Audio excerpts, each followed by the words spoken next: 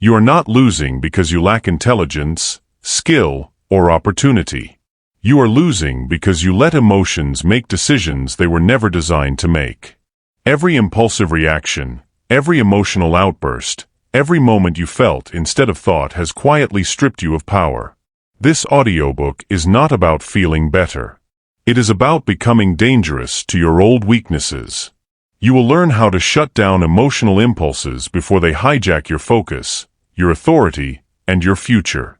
Because until you master your emotions, they will master you. Chapter 1. Accept this. Emotions are not truth. Before anything else, you must accept this. Not intellectually. Not casually. Completely. Emotions are not truth. They feel true because they are loud. They feel urgent because they are physical. They feel undeniable because they hijack your body before your mind catches up. That's the trap. Most people confuse intensity with accuracy. They think if something feels strong, it must be right. That assumption has quietly destroyed more potential than failure ever did. Here is the sentence that changes everything. Feelings are signals, not commands. That's the key. A signal informs you. A command controls you. And if you let your emotions command you, you are not in charge of your life. Something else is. You have a choice. Every emotional spike presents a fork in the road. One path is reaction. The other is control. Let's be clear about what reaction really is. Reaction is surrender. Reaction means the outside world decides how you behave. Reaction means other people, situations, and random moments dictate your internal state. Reaction means you are always one trigger away from losing ground. That is weakness. Not moral weakness. Functional weakness. And it shows up everywhere. Anger convinces you that you must respond now. It tells you silence is losing. It tells you restraint is submission. That is a lie. Anger is a signal that a boundary may have been crossed. It does not tell you how to respond. It does not tell you when to respond. And it certainly does not tell you that exploding is strength. Look at the real world. Careers end over angry emails sent in seconds. Relationships collapse over words that could never be taken back. Reputations are destroyed by one emotional outburst caught on camera. Was the anger understandable? Yes. Was obedience to it intelligent? No. You have a choice. Fear works differently, but it is just as deceptive. Fear speaks in worst-case scenarios. It magnifies risk and minimizes your capability. It tells you that comfort is safety. That's the flaw. It's not about fear. It's about discipline. Fear is a signal that something matters. That's it. It does not mean stop. It does not mean retreat. It does not mean avoid. Yet most people treat fear like a stop sign instead of a warning light. They don't apply for the position. They don't speak up. They don't start the thing they keep thinking about. And years later, they call it being realistic. That wasn't realism. That was obedience. You don't need their permission. Not fear's permission. Not anyone else's. Then there's excitement. The most underestimated threat. Excitement tells you timing doesn't matter. That preparation is optional. That details can be figured out later. Excitement creates impulsive yes. Fast commitments. Emotional purchases. Overconfidence without structure. People don't regret what they felt. They regret what they did while feeling it. Again, the emotion wasn't useless. But it was incomplete. Feelings are signals, not commands. Say it again. Because until this becomes automatic, you will keep handing your power away. Understand this. Your emotional system evolved for survival, not dominance. It was built for immediate threats. Predators. Danger. Loss. In modern life, most threats are psychological, not physical. And your emotional system hasn't updated. So it overreacts. It reacts to criticism like it's a physical attack. It reacts to uncertainty like it's death. It reacts to opportunity like it's guaranteed success. If you don't intervene, it will keep doing this. You have a choice. Here's where control begins. When an emotion hits, you do not suppress it. You do not express it immediately. You do not justify it. You pause. That pause is everything. That's the key. In that pause, you do three things. First, you name the emotion. This is anger. This is fear. This is excitement. Not dramatically. Not emotionally. Precisely. Naming creates separation. Separation creates control. Second, you ask one question. What is this emotion trying to protect? Anger protects status and boundaries. Fear protects safety and certainty. Excitement protects opportunity. Now you have information instead of noise. Third, you decide intentionally. Not what feels best. Not what feels justified. What serves your long-term position. This is where most people fail. They skip the decision phase and go straight to action. They let momentum replace judgment. You will not do that anymore. It's not about never feeling. It's not about being cold. It's about being accurate. Look at leaders under pressure. The ones who command respect. They feel everything you feel. They just don't leak it. They don't react on schedule. They don't show emotion on demand. They don't let others pull emotional strings. That's why people follow them. Calm is credibility. And calm starts here, with this acceptance. Just because you feel something does not mean it's true. Just because something feels urgent does not mean it is important. Just because an emotion demands action does not mean you should move. You have a choice. Most people never realize this. They live as if emotions are laws instead of weather. Mood determines productivity. Anger determines speech. Fear determines ambition. Predictable. Controllable. Weak. You are stepping out of that pattern. From now on, emotions report to you. They do not sit in the decision-making chair. Feelings are signals, not commands. This chapter is the foundation. Without it, nothing else holds. Because if you still believe your emotions are truth, then you will always justify reaction.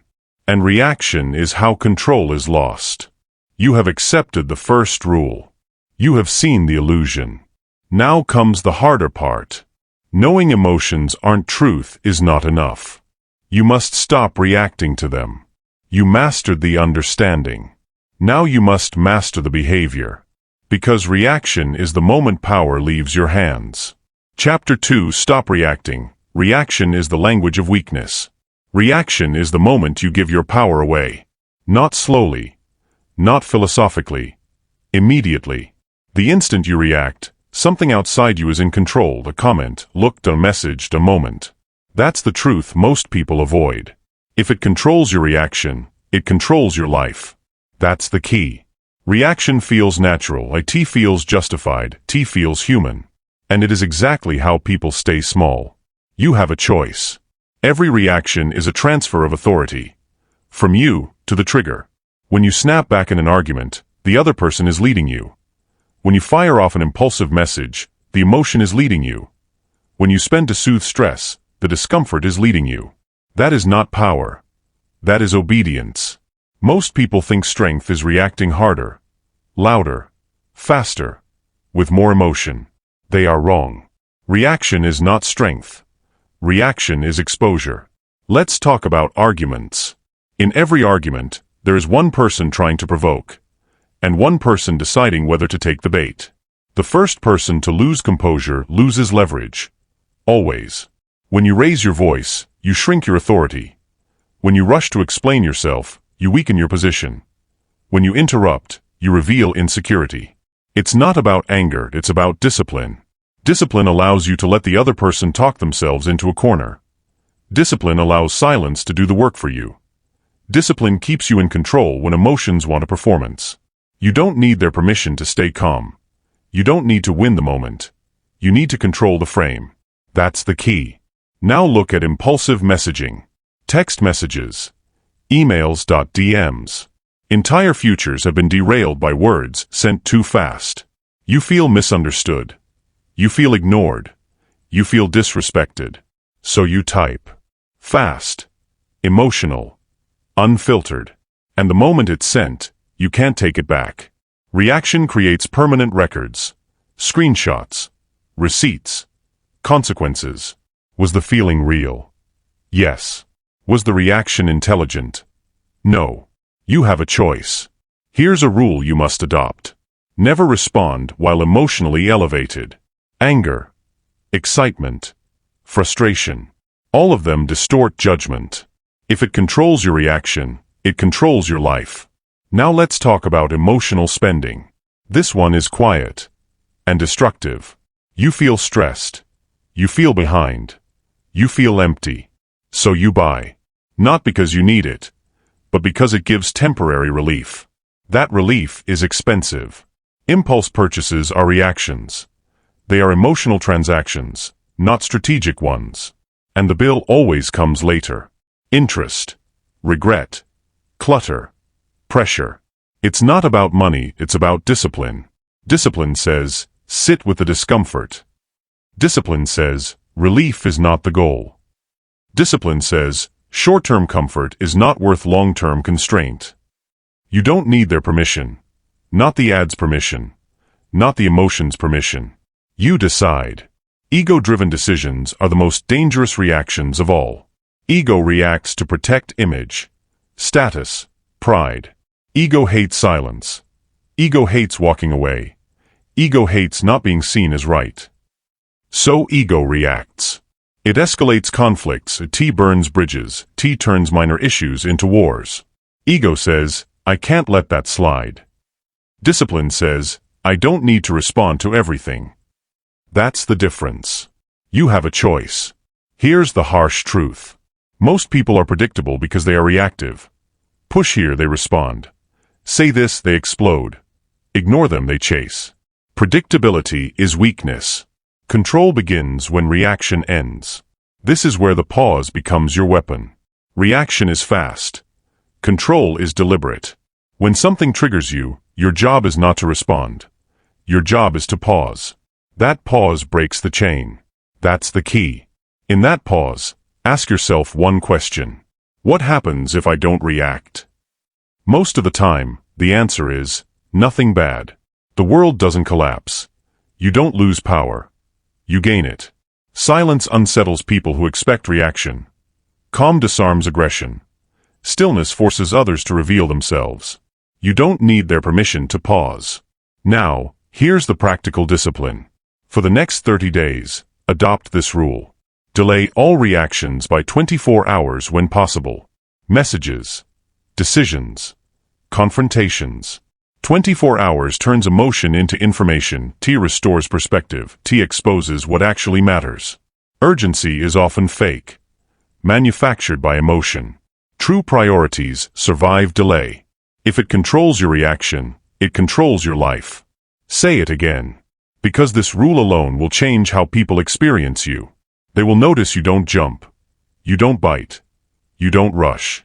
And they will adjust. Some will respect you more. Some will get uncomfortable. Some will lose influence over you. That's fine. You're not here to be easy to control. Reaction is addictive. It gives the illusion of action, the illusion of strength, the illusion of control. But it always costs more than it gives. Controlled people react. Controlled lives are reactive lives. You are building something different. A calm-centered, a deliberate mind, controlled response. This is not passive. This is dominant. The strongest move is often no move at all. You have a choice. From this point forward, reaction is a red flag, a signal that discipline is required. And remember, it's not about emotion, it's about discipline. Emotion will show up, that's human. Reaction is optional. If it controls your reaction, it controls your life. This chapter is about reclaiming that control.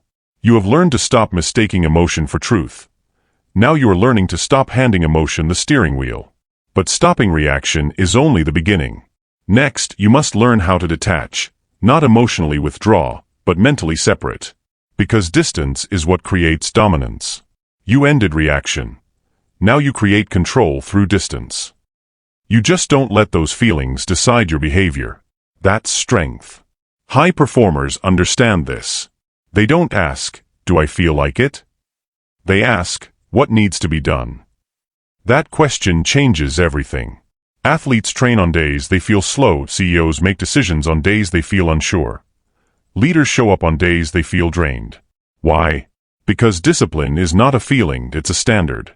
And standards don't negotiate. It's not about motivation, it's about discipline. Most people don't fail because they lack talent. They fail because they are emotionally inconsistent. They work when they feel good. They stop when they feel resistance. That pattern guarantees average results. Discipline breaks that pattern. Discipline creates emotional neutrality. Neutrality means today's mood doesn't change today's output. That's the key. Let's talk about the lie of motivation. Motivation is reactive. T depends on progress, praise, and momentum. When motivation disappears, so does action. Discipline works the opposite way. Action creates momentum. Momentum creates motivation. Not the other way around. You don't need their permission to act. Not your mood's permission. Not your fear's permission. You decide. Here's what discipline looks like in real life. You said you would wake up early. You wake up early, even when you don't feel like it. You said you would train. You train, especially when you don't feel like it. You said you would focus. You focus, without waiting for inspiration.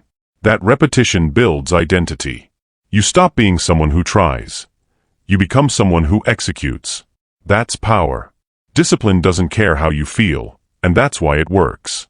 Say it again. Because emotional neutrality is learned through repetition. Now let's look at the emotional trap most people fall into. They personalize discomfort. I'm tired, so something must be wrong. I'm bored, so this must not be for me. I'm frustrated, so I should stop. That's the flaw. Discomfort is not a signal to quit, it's a signal that you're doing something difficult. It's not about discomfort, it's about discipline. Discipline reframes discomfort as normal. Normal when building. Normal when growing. Normal when stretching beyond old limits. High performers expect resistance. They plan for it. They don't interpret resistance as failure.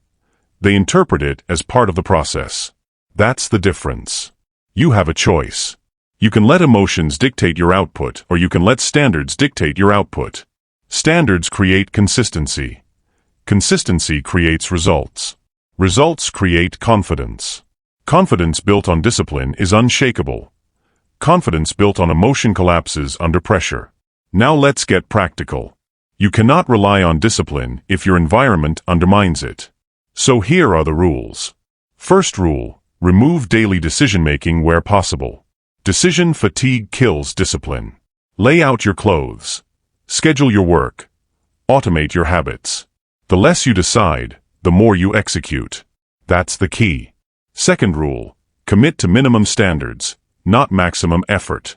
You don't need to do everything. You need to do something every day. Minimum standards eliminate emotional negotiation. I don't feel like it becomes irrelevant. The task is small. The rule is fixed. Discipline thrives on simplicity. Third rule, track behavior, not feelings. Feelings lie. Data doesn't. Did you do the work or not? Did you show up or not?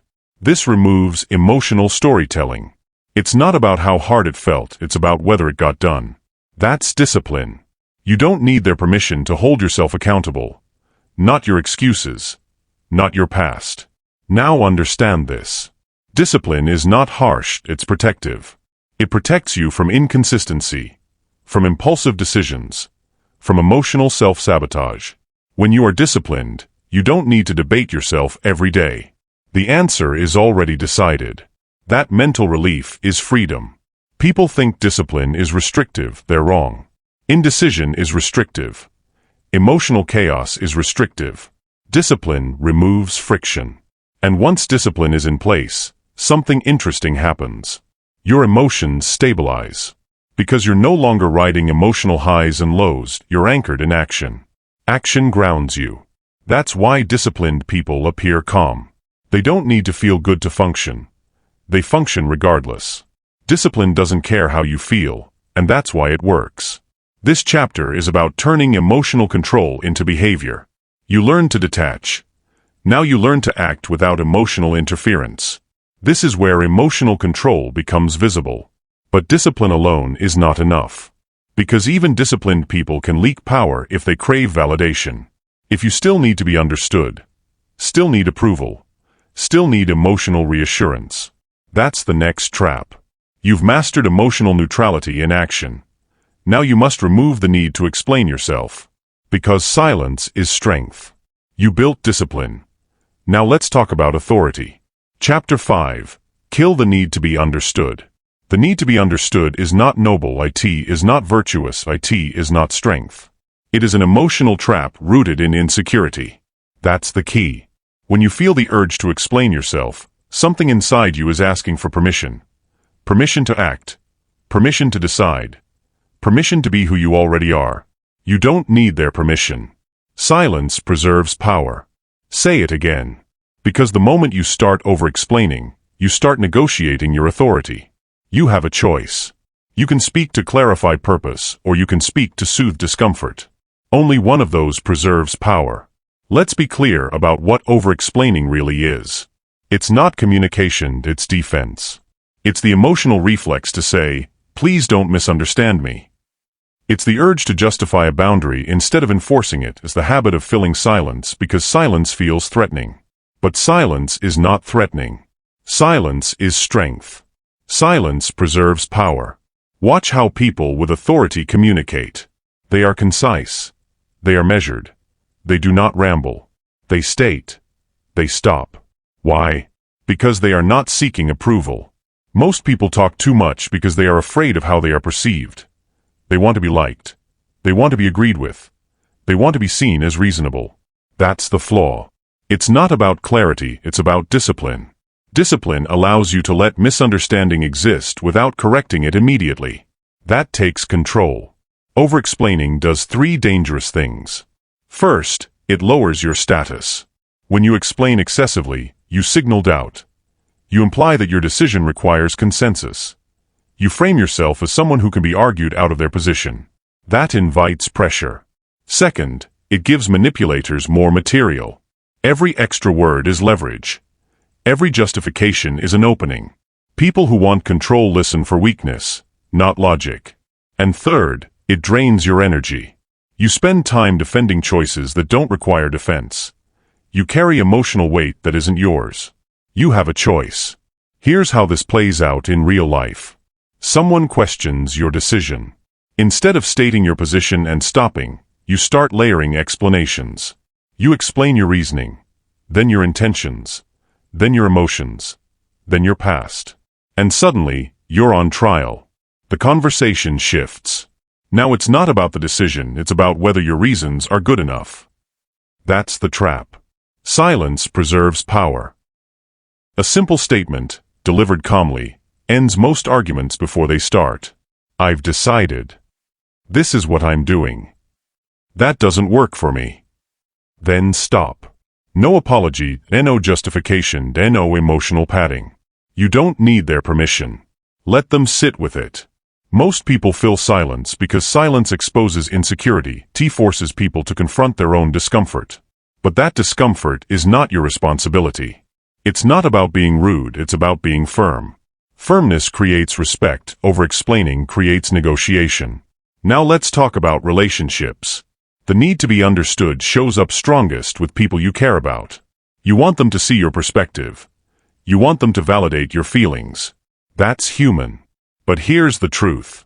Validation seeking weakens boundaries. When you explain yourself to get emotional reassurance, you train people to question you. They learn that if they push, you'll talk. If they resist, you'll justify. If they withhold understanding, you'll chase it. That dynamic drains power. Silence preserves power. This doesn't mean you never communicate. T means you communicate once, clearly, and then you stop. You don't argue with your boundaries. You enforce them. You have a choice. Here's the discipline. When you feel the urge to explain, pause. That pause is everything. Ask yourself one question. Am I explaining to clarify, or to be accepted? If the answer is acceptance, stop talking. That's the key. Acceptance is not required for authority. Respect comes from consistency, not explanation. Now let's address a common fear. People think if they don't explain, they'll be misunderstood forever. That's rarely true. People understand patterns, not speeches. If your actions are consistent, your intentions become obvious over time. Words are weak. Behavior is undeniable. Silence preserves power. Another area this matters: leadership. Leaders who over-explain lose influence. Why? Because leadership requires decisiveness.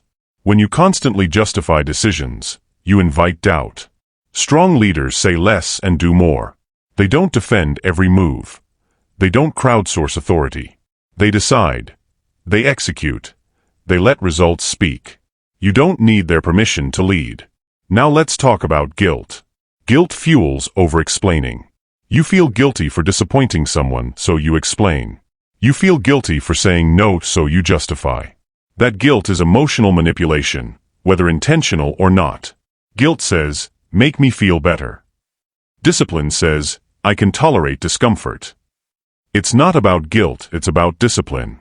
Discipline allows you to hold a boundary without emotional leakage. Here's a practical rule. When setting a boundary, use one sentence. Not 2. Not 5.1. Then stop. If they push, repeat the sentence, or stay silent. Repetition without expansion reinforces authority. Expansion weakens it. Silence preserves power. Over time, something changes. People stop pressing you. They stop questioning your decisions. They adjust their behavior. Not because you explained better, but because you stopped explaining. You have a choice. You can spend your energy managing perceptions, or you can spend it building results. Results don't require explanation. They stand. This chapter is about emotional restraint in communication. You've learned to control emotion internally. Now you're learning to control expression externally. Because emotional control is not just about what you feel, it's about what you reveal and what you withhold. Silence preserves power. You have killed the need to be understood. Now comes the next level. Once you stop chasing understanding, you must learn to delay emotional relief. Because the strongest people don't seek comfort immediately. They wait. They hold. They invest. You remove the need to explain. Now let's talk about the discipline that separates winners from everyone else. Chapter 6. Emotional control is delayed gratification. Every powerful life is built on one skill most people never master. Delay. Not delay of action. Delay of relief. That's the key. Weak people seek emotional relief immediately. Strong people tolerate discomfort in exchange for position. And the difference compounds. Short-term relief creates long-term regret. Say it again. Because every loss of control begins with the same thought. I just need this feeling to stop. That thought has destroyed more progress than laziness ever did. You have a choice. In every moment of pressure, you can reach for relief, or you can hold your position. Let's be clear about what delayed gratification really means. It does not mean suffering endlessly. T does not mean denying yourself forever. It means refusing to trade long-term power for short-term comfort. Most people fail right here. They feel discomfort. They want it gone. Immediately. So they speak when silence would serve them. They chase when waiting would strengthen them. They act when stillness would give clarity. Short-term relief feels good. Until the bill arrives. Short-term relief creates long-term regret. Anger wants release. You feel provoked, disrespected, misunderstood. So you lash out. Yelling, sarcasm, sharp words. And for a moment, there is relief. Your nervous system exhales.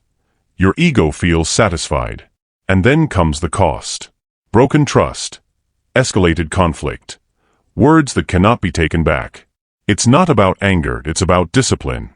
Discipline says, I can sit with this feeling. Discipline says, I don't need relief right now.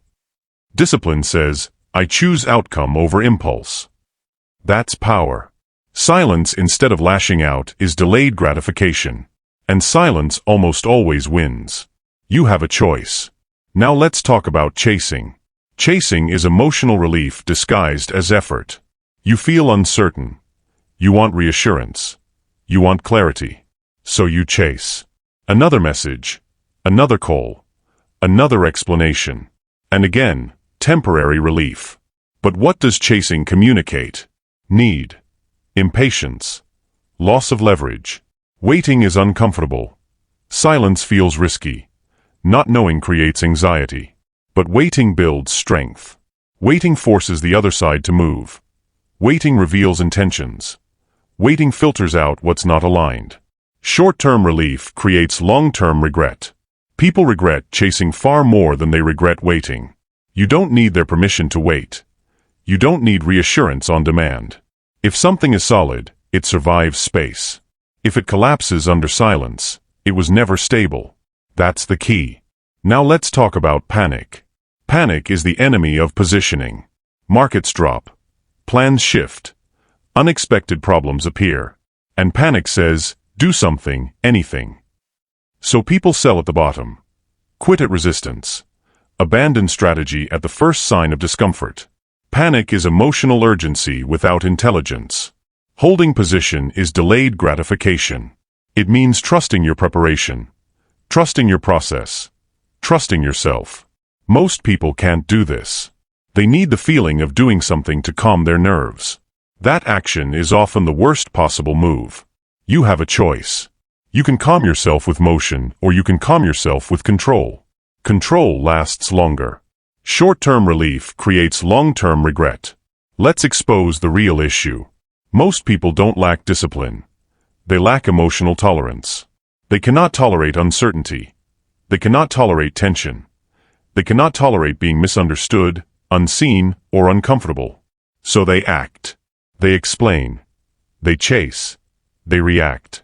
And every time they do, they teach the world how to control them. If discomfort makes you move, discomfort owns you. That's the truth. It's not about discomfort, it's about discipline. Discipline increases your tolerance window.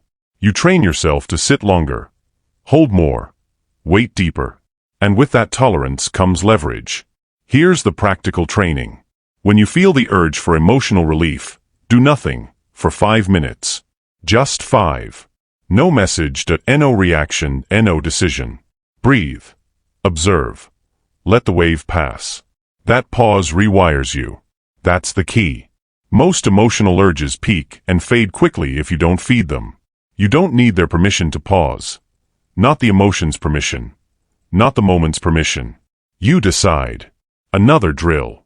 When you want to say something emotional, write it down, but don't send it. Get it out of your head. Put it on paper.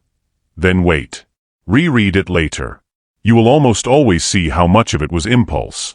Impulse wants relief. Discipline wants results. Short-term relief creates long-term regret. Now let's talk about identity. People who master delayed gratification develop a reputation. They are steady, unshakable, hard to rush. Others notice. They stop trying to provoke reactions. They stop applying pressure. Because pressure doesn't work on someone who can wait. Waiting is dominance. Distance plus patience equals control. You have a choice. You can be the person who needs immediate emotional resolution, or you can be the person who lets others exhaust themselves. One is exhausting. The other is efficient. Delayed gratification is not passive, T is strategic restraint. It's choosing the higher ground instead of the emotional release. Every time you delay relief, you strengthen something inside you. Resilience. Self-trust. Authority. You stop being reactive. You stop being predictable. And predictability is weakness. Short-term relief creates long-term regret. Say it until it's automatic. Because emotional control is not proven in calm moments, it's proven when relief is available, and you refuse it. This chapter is about holding your ground. Not speaking when silence is stronger. Not chasing when waiting is wiser. not panicking when patience preserves position. You have learned to feel without reacting. You have learned to detach. You have learned discipline. Now you are learning to wait. But pressure doesn't disappear. It increases. And pressure will expose whether your mind is trained or fragile. So next, we deal with stress. Because stress doesn't create weakness. It reveals it. You mastered delayed gratification. Now let's train your response under pressure. Chapter 7. Stress reveals the untrained mind. Stress is not your enemy, it is your examiner. Pressure does not create weakness, it exposes it. That's the key. Most people blame stress for their behavior. They say, I was under a lot of pressure. As if pressure forced them to react. That's a lie they tell themselves. Pressure reveals what was already there. Calm under pressure is trained, not natural. Say it again. Because if you believe calm is a personality trait, you will never build it. You have a choice. You can treat stress like an unfair burden, or you can treat it like feedback.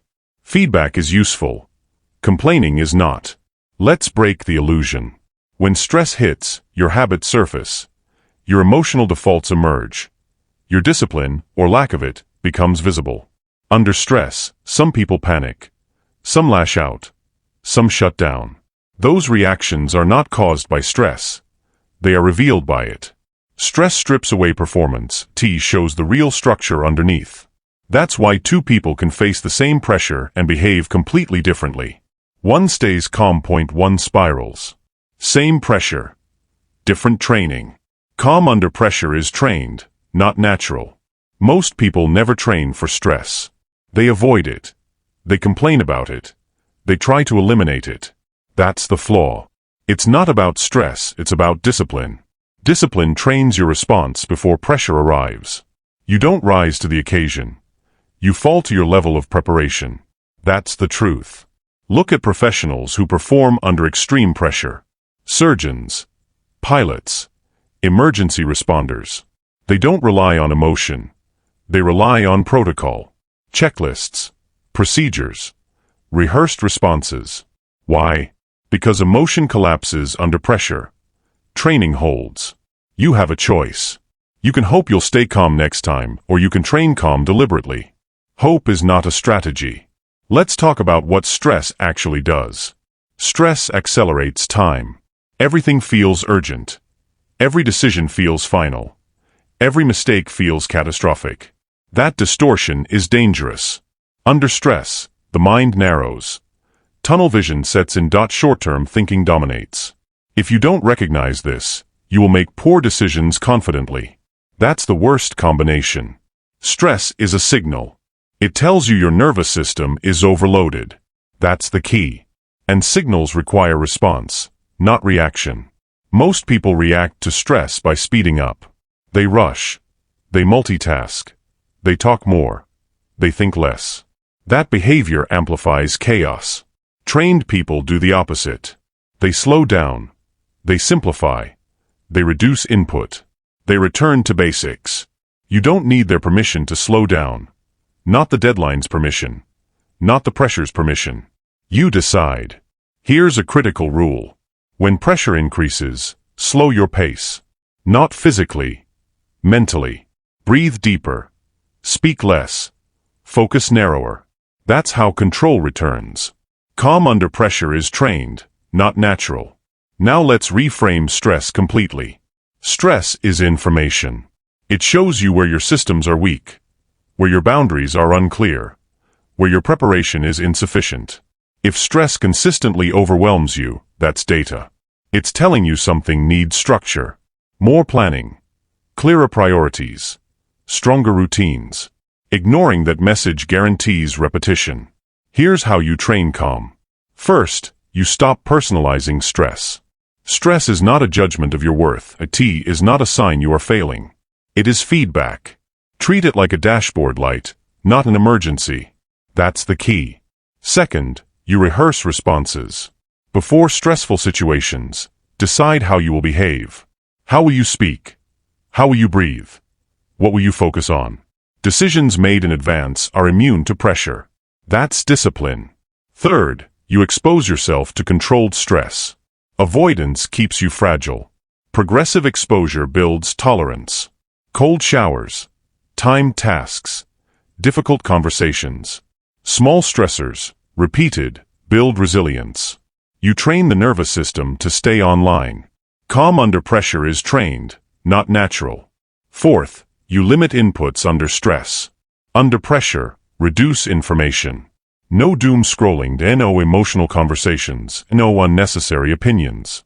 Input overload amplifies stress. Simplicity restores clarity. You have a choice.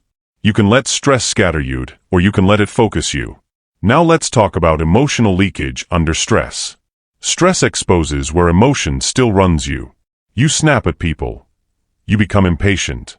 You rush decisions. Those are indicators, not failures. Indicators of where discipline needs reinforcement.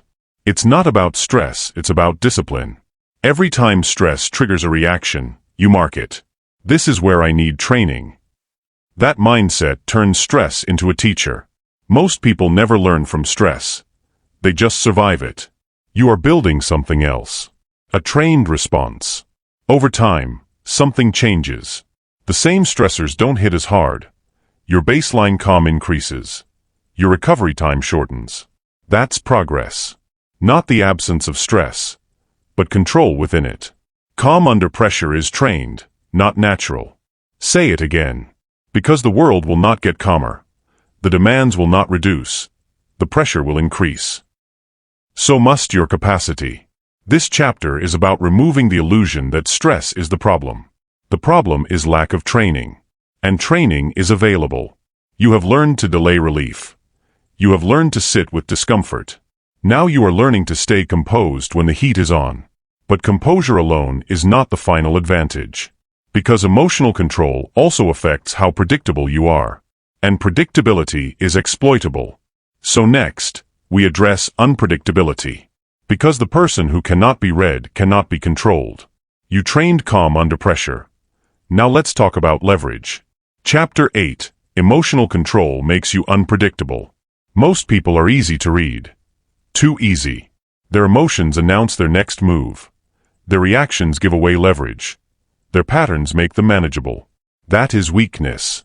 Not because emotion is bad, but because predictability is exploitable. That's the key.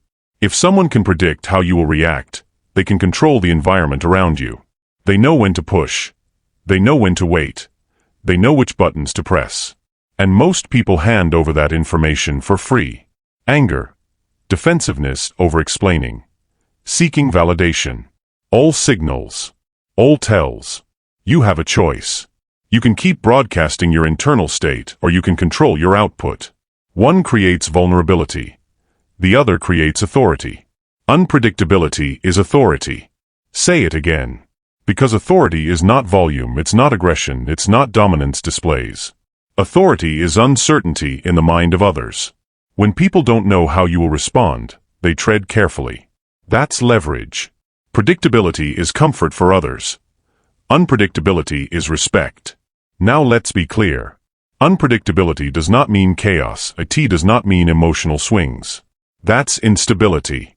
Real unpredictability is controlled restraint. It's calm where reaction is expected. Silence where explanation is assumed. Stillness where emotion would be normal. That's discipline. It's not about being mysterious, it's about being unreadable. And unreadable people are hard to manipulate. Most manipulation relies on patterns. They wait for your anger. They provoke your guilt. They exploit your need to be liked. When those patterns disappear, manipulation fails. That's the key. Let's look at negotiations. If you react emotionally to offers, you lose leverage. Excitement signals need. Frustration signals weakness. Defensiveness signals insecurity. Skilled negotiators give nothing away. Same tone. Same pace. Same presence. They reveal nothing until they decide to. Unpredictability is authority. In conflict, the same rule applies. Most people escalate because they are emotionally predictable. They raise their voice when challenged. They argue when misunderstood. They defend when accused. That predictability invites pressure. Trained individuals disrupt that script. They pause. They listen. They respond minimally. That pause destabilizes the other person. Because the expected reaction doesn't arrive. You don't need their permission to pause. You don't need their permission to stay calm. You choose. Now let's talk about relationships. Emotional predictability creates imbalance. If someone knows you will always explain, always chase, always soften, they control the tempo. You become reactive. They become selective. That's not connection, that's leverage imbalance. Silence at the right time restores balance. Not coldness. Control. Unpredictability is authority. Most people fear this concept because they confuse it with manipulation. It's not about manipulating others, it's about protecting yourself.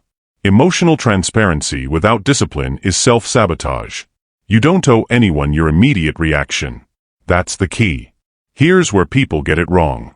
They think emotional control means suppressing feelings. No. It means delaying expression. Just like delayed gratification.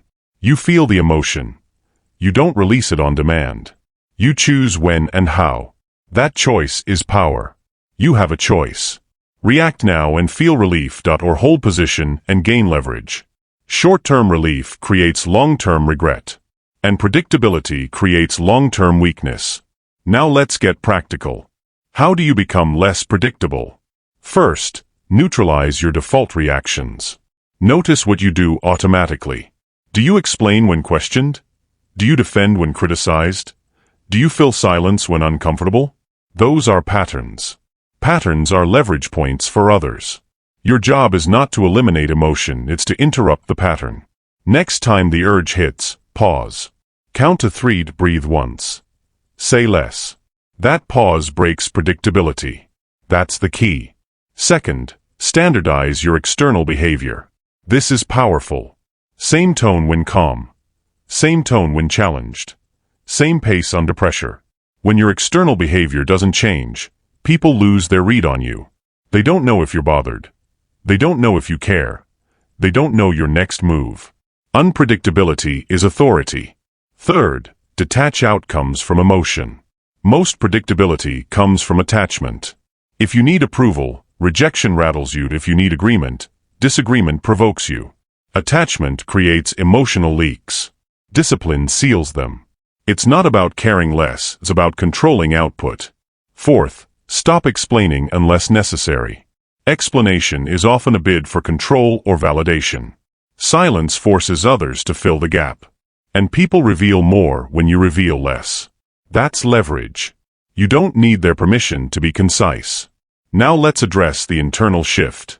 When you become emotionally controlled, something changes. People test you less. Conflicts de-escalate faster. Negotiations tilt in your favor. Not because you are intimidating, but because you are unclear. And unclear reactions create caution. That's authority. Calm, contained, unpredictable authority. Say it again. Unpredictability is authority. But this only works if it's real. If it's fake, it leaks. The foundation is emotional discipline. You already trained delayed gratification. You trained calm under pressure. Now you are training restraint in expression. This is the final layer of emotional mastery. Not loud dominance. Quiet control. But emotional control alone is not enough. Because power without direction becomes stagnation. Control must be applied toward purpose. And purpose requires clarity. So next, we remove the final distraction. Noise. Because a focused mind cannot be manipulated. You learn to master emotion. Now you learn to master attention.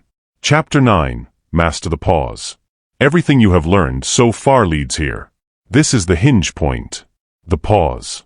The space between stimulus and response is where power lives. Not in intelligence. Not in emotion. Not in confidence. In the pause. Most people never experience it.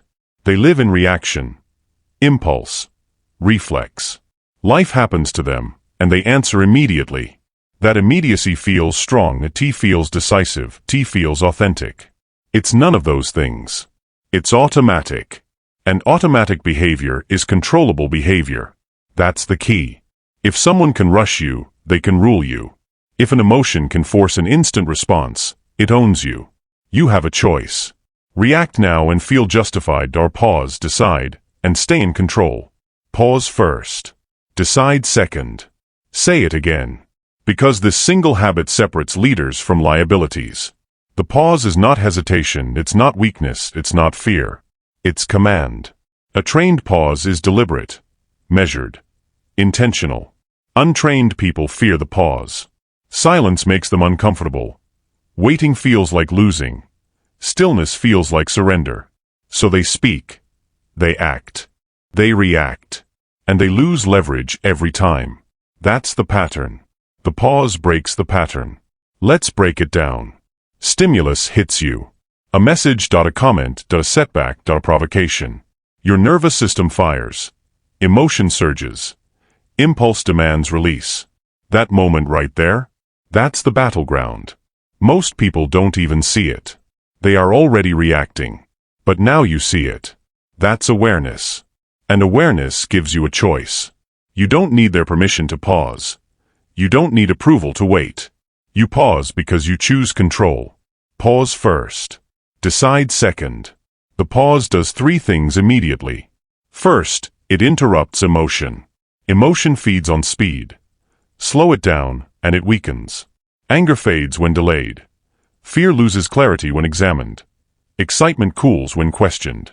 It's not about suppressing emotion, it's about outrunning it with discipline. That's the key. Second, the pause restores perspective. Fast reactions are narrow. Slow responses are wide.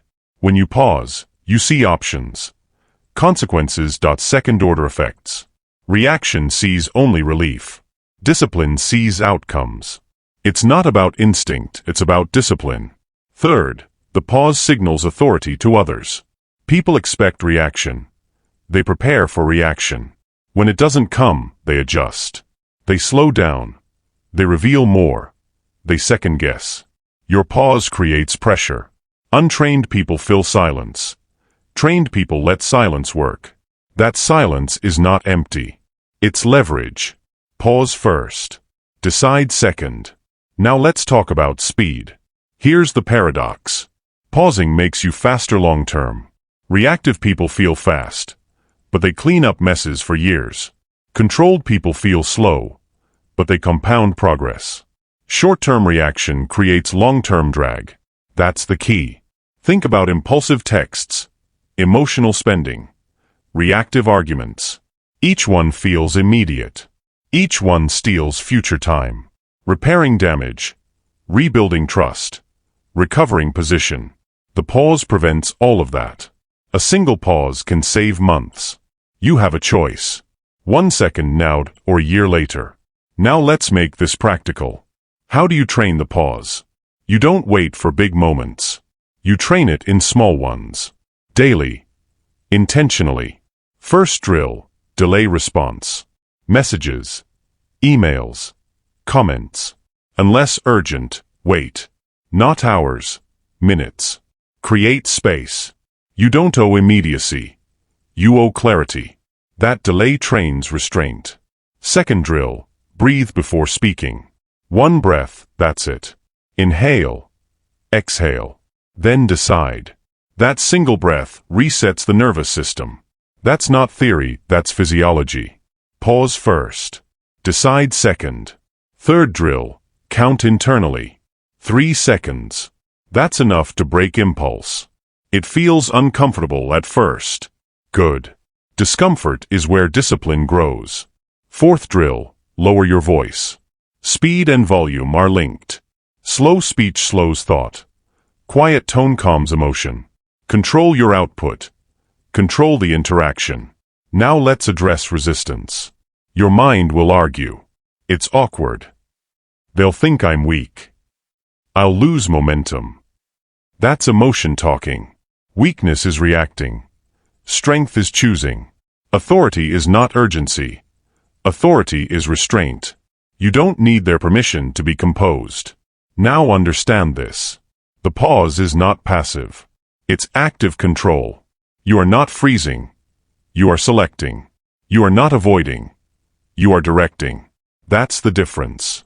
And once you master the pause, something changes internally. You stop being surprised by yourself. No more "I shouldn't have said that." No more "Why did I do that?" No more regret spirals. Because your actions are chosen, not leaked. That's self-respect. That's power.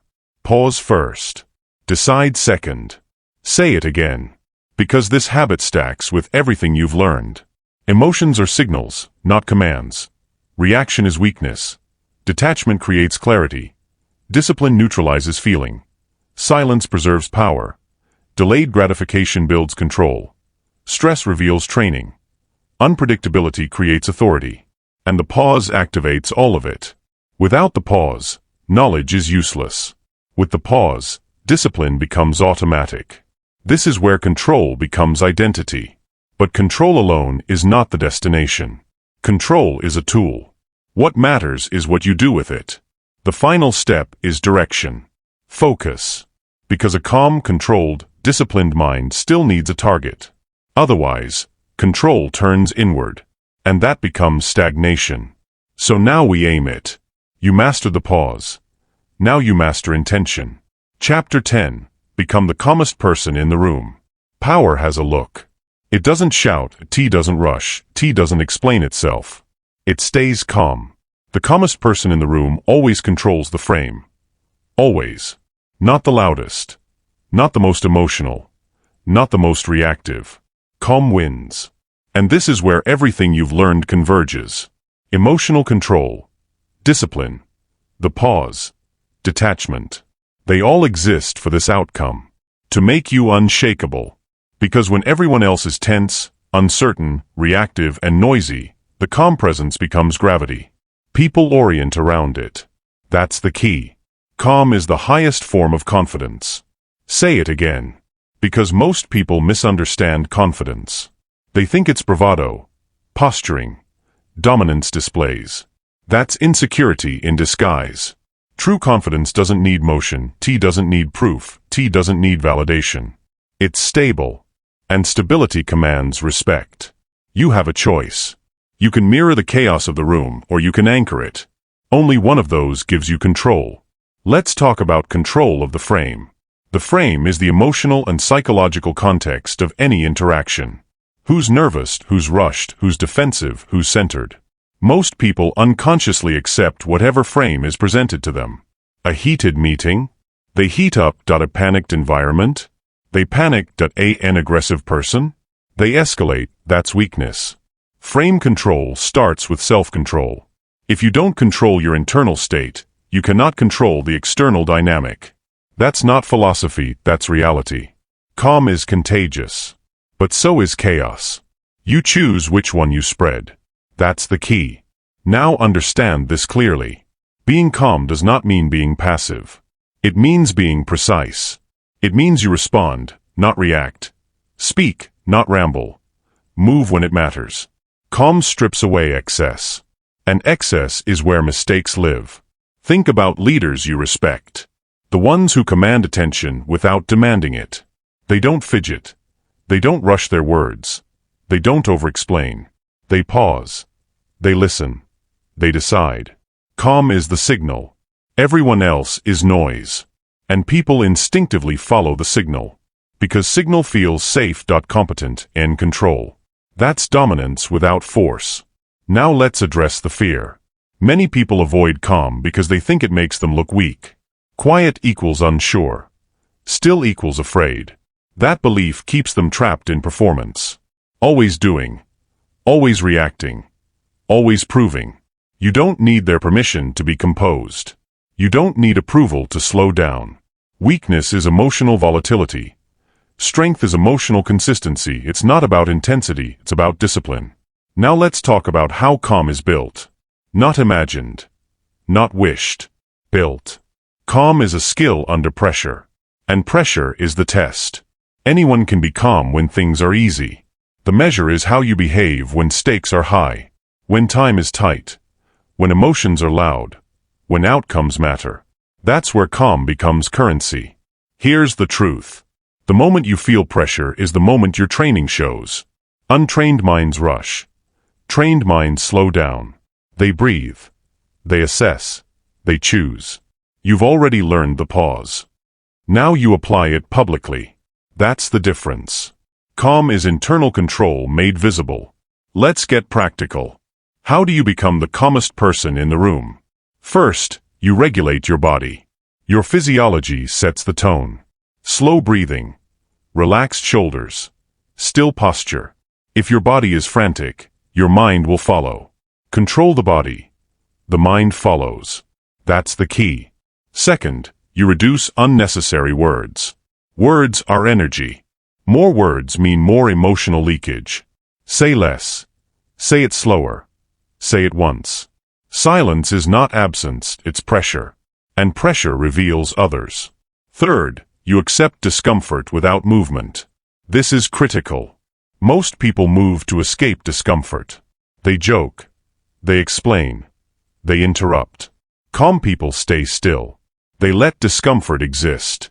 That steadiness unsettles others. And unsettled people reveal information. That's leverage. Fourth, you stop competing emotionally. You don't match tone. You don't mirror anger. You don't escalate. You set the level. Others adjust or expose themselves. You have a choice. React to their emotion or remain anchored in yours. Only one keeps you in control. Now let's connect this to leadership. Leadership is not about authority titles. It's about emotional gravity. People look to the calmest person when uncertainty rises. Not the smartest. Not the loudest. The calmest. Because calm signals competence. And competence creates trust. That's why panic destroys leadership instantly. Once you lose emotional control publicly, authority erodes. That's not reversible. Which is why this discipline matters. Every reaction is a vote. Every pause is a signal. Every calm response reinforces your position. It compounds. Over time, people expect stability from you. They trust your judgment. They defer to your timing. You don't have to demand respect. You embody it. Calm is the highest form of confidence. Say it again. Because confidence rooted in emotion collapses under pressure. Confidence rooted in discipline does not. Now understand this. Calm does not mean emotionless. It means emotion is contained, directed, used when needed. You can be intense without being unstable, firm without being reactive, assertive without being emotional. That balance is mastery. And mastery changes how the world responds to you. Opportunities come to calm people. Responsibility follows calm people. Influence accumulates around calm people. Because calm feels safe in a chaotic world. And chaos is everywhere. Which gives you an advantage if you choose discipline. You have a choice. You can be another emotional participant or you can be the stabilizing force. That choice defines your trajectory. Now let's close this chapter and this arc. Everything in this audiobook has been about one thing. Control. Not control over others. Control over self. Because self-control is the foundation of all power. Without it, intelligence fails. Ambition backfires. Opportunity evaporates. With it, everything compounds. Emotions become data. Pressure becomes training. Silence becomes leverage. Calm becomes authority. And authority shapes outcomes. This is not a personality trait, it's a discipline. Practiced daily. Chosen moment by moment. You don't need permission to change. You don't need validation to begin. You decide. You pause. You regulate. You remain calm. And in doing so, you rule yourself. Which means nothing else can rule you. You've learned to master emotional control. Now the only question is whether you will apply it. Because knowledge unused is weakness. Discipline applied is power. And power when controlled is freedom. You now understand the truth most people never confront. Your emotions were never meant to lead you, only to inform you. Every time you pause instead of react, you reclaim power. Every time you stay calm while others lose control, you rise above them. This is not a one-time lesson. This is a daily discipline. From this moment forward, you do not obey emotion, you observe it. You do not react, you decide. You do not get ruled, you rule. Your challenge is simple. For the next 7 days, pause before every reaction. No exceptions. If you can control that pause, you can control your life.